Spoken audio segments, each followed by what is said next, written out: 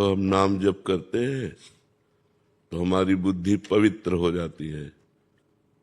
जब सब पाप नष्ट हो जाते हैं तो हमारी बुद्धि में विवेक का उदय होता है। विवेक लोक परलोक के भोगों से वैराग्य दिलाता है, और जब वैराग्य दृढ़ होता है तो ब्रह्मबोध प्रदान करने वाला ज्ञान प्रकट होता है। उसी ज्ञान से इस अनात्मा शरीर से राग नष्ट करके अपने स्वरूप बोध में स्थित हो जाता है महात्मा।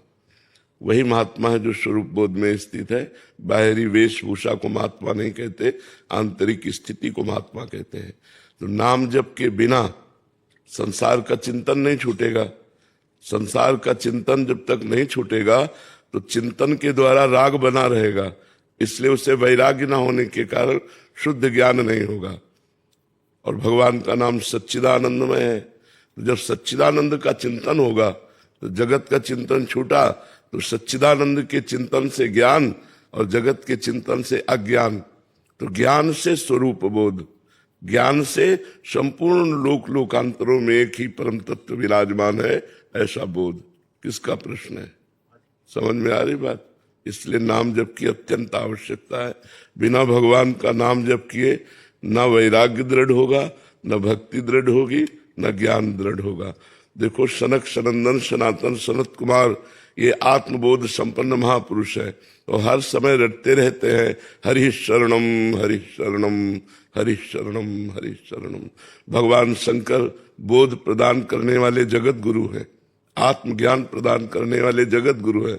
हर समय भगवान का नाम जपते रहते हैं, भगवान का चरणोदक गंगाजल अपने माथे पे धारण करते हैं।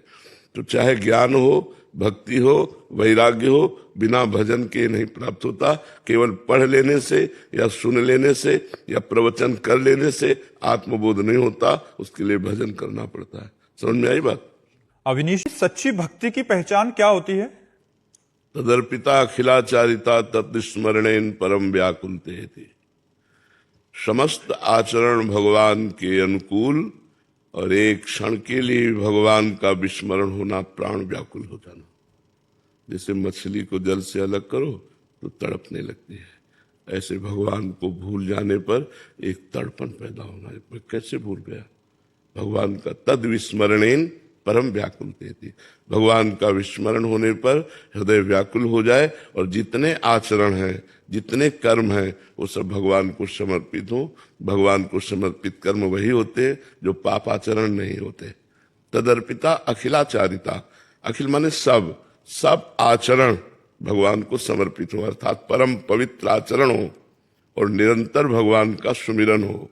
जरा सा विस्मरण हो जाने पर हमारा हृदय व्याकुल हो जाए, ये उत्तम भक्ति की पहचान है।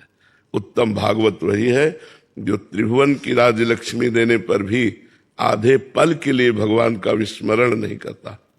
अगर त्रिभुवन की राज्य लक्ष्मी दी जाए तो और कहा जाए कि आधे पल के लिए भगवान का भजन छोड़ दो, तो नहीं छोड़ेगा। उसे ही उत्तम भागवत कहते हैं। उत्तम भागवत वही त्रिभुवन की राज्य लक्ष्मी देने पर भी आधे पल के लिए भगवान का विस्मरण न करे, इतनी आसक्ति हो जाए भगवान में, उसे ही कहते हैं उत्तमा भक्ति। उत्तम भक्ति का स्वरूप इसी से प्रेम लक्षणा भक्ति का प्रादुर्भाव होता है। प्रेम इसी से प्रकट होता है। समझ पाया?